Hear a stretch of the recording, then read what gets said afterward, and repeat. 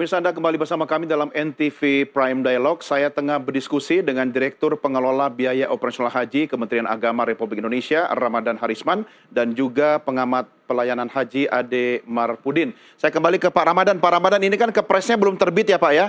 Biar tidak jadi batu sandungan atau bisa malah menghambat pelaksanaan kegiatan operasional, apa yang bisa dilakukan ini Pak Ramadan? Ya, kami akan segera mengusulkan draft Kepresnya kepada Presiden, mudah-mudahan selesai minggu ini, karena kemarin itu kami harus membahas lagi dengan maskapai biaya penerbangan per embarkasi, karena yang ditetapkan kemarin adalah biaya rata-rata. Nah, ini kami minta rinciannya agar biaya pesawat per embarkasi itu sama dengan biaya rata-rata yang ditetapkan. Nah, tim kami yang menangani penerbangan lagi terus intensif berdiskusi dengan maskapai untuk mencapai angka tersebut, dan bila selesai segera disampaikan oleh Menteri Agama kepada Presiden untuk ditetapkan. Ya, gitu. Tapi kalau dari maskapai sendiri prinsipnya udah siap Pak ditunjuk? Ya, karena secara administrasi dan teknis mereka telah memenuhi dan sudah sepakat dengan harga rata-rata yang ditetapkan kemarin. Tadi yang siap tentunya. Oke, kita harapkan begitu ya. Tadi saya menarik juga apa yang disampaikan Pak Ade ya. Kalau misalnya yang menyewa pesawat itu pemerintah aja langsung Pak, tapi lalu diserahkan kepada maskapai sebagai operatornya. Memungkinkan nggak itu Pak di masa yang akan datang? Sekali lagi yang mengelola keuangan itu adalah BPKH Pak. Kami ini kan sebagai penyelenggara haji. Jadi kalau memang dimungkinkan BPKH tadi yang sarannya Pak Ade bisa ada terobosan yang sangat signifikan, punya pesawat atau sewa pesawat yang jangka panjang, operatornya maskapai kita, tentunya ini akan menjadi salah satu solusi terbaik untuk kita bisa menjaga rasionalitas dari biaya penerbangan. Iya, iya. Ini penting agar paling tidak kan manfaat itu lebih banyak dirasakan oleh jamaah haji kita. Pak Ade, apa yang bisa Anda sampaikan mumpung ketemu sama Pak Ramadan ini, biar nanti catatan-catatan Anda tadi itu, apalagi evaluasi tahun-tahun haji sebelumnya itu kan banyak sekali tadi Anda sampaikan. Paling tidak bisa dikurangi lah Pak Ade. Apa yang paling utama nih selain misalnya akomodasi, konsumsi, dan juga transportasi Pak Ade?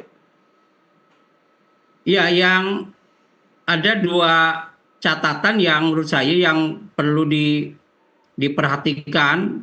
Di samping adalah petugas, yang tahun ini kan ada pengurangan petugas, sedangkan jumlah jamaahnya kan tetap. Ini juga harus menjadi perhatian penuh oleh pemerintah, karena haji tahun ini masih oleh pemerintah, sehingga garda terdepan kan petugas ujung tombak dari mukanya penyelenggara haji. Nah, kita tidak ingin menemukan kembali petugas yang bukan melayani jamaah, tapi adalah mengejar-ngejar pelaksananya ibadah. Bukan tidak boleh ibadah, tapi juga mengutamakan tugas. Maka saya selalu mengatakan bahwa ketika saya melihat penampilan petugas haji dari tabung haji Malaysia, itu luar biasa. Mereka di tengah padang pasir, di Arafah, di Mina, di Muzdalifah, di Armuzna, dia konsisten menggunakan seragam tanpa menggunakan kain ihram. Ini kan luar biasa, komitmennya terjaga dengan baik. Karena begitu ditanya, kenapa Anda tidak ihram? Karena saya adalah petugas.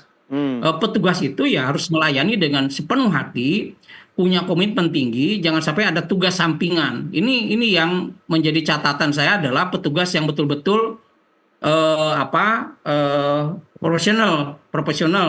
Nah, untuk itu catatan kita ke depan, mudah-mudahan tahun ini yang menjadi perhatian dari Badan Haji, bahwa petugas itu bukan seperti tahun-tahun sebelumnya, di mana setiap musim kita seleksi langsung pelatihan operasional. Jadi begitu setiap musim kita ganti petugas.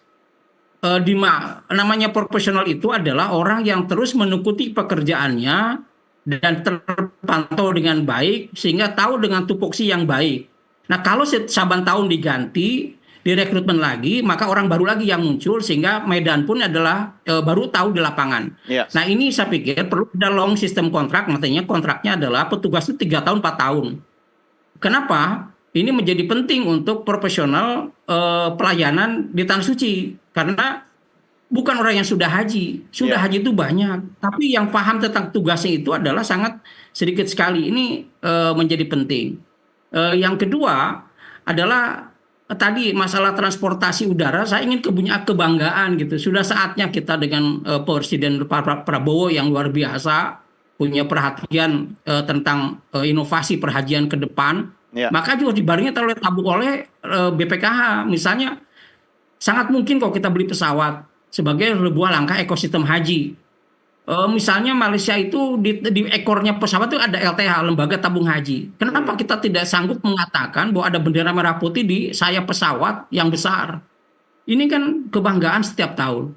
Nah ini kalau hanya sekedar leasing tiap tahun ya saya kira itu adalah mainannya BUMN karena bisnis.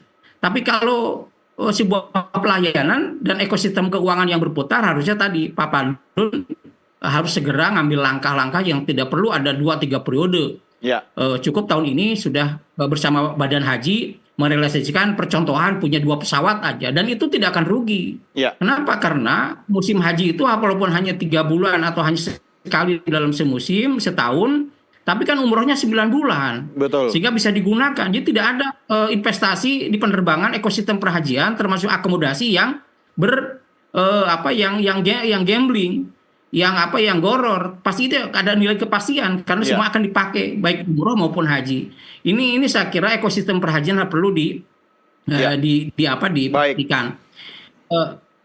Yang lainnya saya pikir tadi. Yang lainnya adalah tadi saya ingin mengatakan bahwa tahun ini dengan Prabowo yang sebagai presiden, saya pikir tadi dengan Pak Ramadan kemungkinan perlu kita jadwalkan Pak, bahwa sekali-kali presiden itu adalah melepas jamaah haji dan pidato kenegaraan di hadapan jamaah haji. Saya teringat dengan Perdana Menteri Malaysia, Mahathir Mohamad, ketika jamaah haji mau berangkat tahun berapa gitu, dikumpulkan di lapangan bola Abdul Jalil, dia ceramah di situ menyampaikan pesan-pesan kenegaraan kepada delegasi jamaah haji yang mau berangkat. Ini kan alangkah eloknya dengan cara yang ini 210.000 orang di 38 provinsi ada di setiap kanwil kumpul di lapannya pakai Zoom.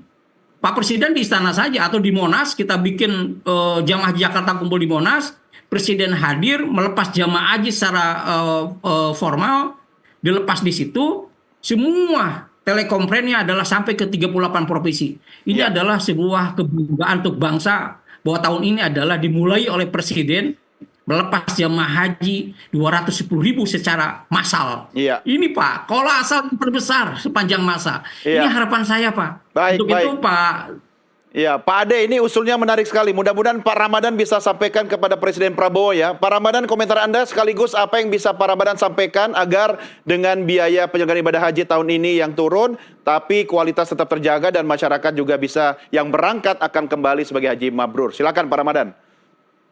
Baik, pertama terkait dengan petugas, ketentuan dari pemerintah Arab Saudi itu kuota petugas itu besarnya 1% dari kuota jemaah masing-masing negara. Jadi karena kuota kita 221.000, maka kuota petugas kita dapatnya 2.210.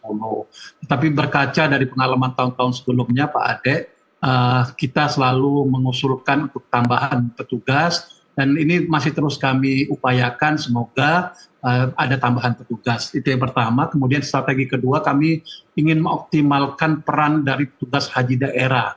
Karena di setiap kloter itu ada 3 petugas haji daerah dan mereka akan bergabung dengan petugas kloter. Ini akan menjadi salah satu solusi untuk mengatasi kekurangan petugas yang saat ini. Dan tadi usulnya sangat menarik Pak, nanti kami akan suarakan ke Pak Menteri Agama untuk bisa disampaikan ke Presiden.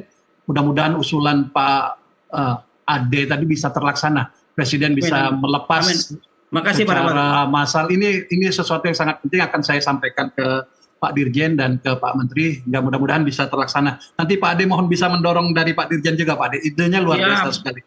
Dan untuk para jemaah haji, jemaah calon haji yang akan berangkat, pertama mungkin sebentar lagi kita akan melaksanakan proses pelunasan BP.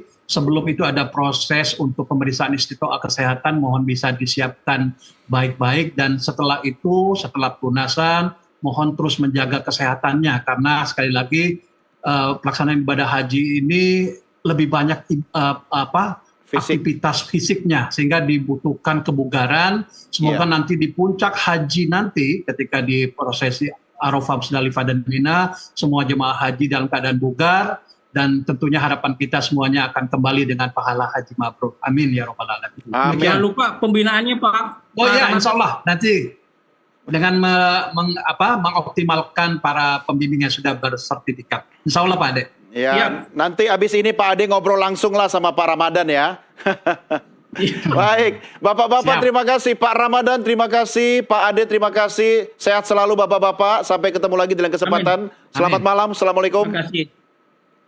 Waalaikumsalam warahmatullahi wabarakatuh. Baik, pemirsa, inilah akhir jumpa kita dalam NTV Prime Dialog, tapi kami segera kembali untuk melanjutkan NTV Prime Bulletin. Tetap bersama kami.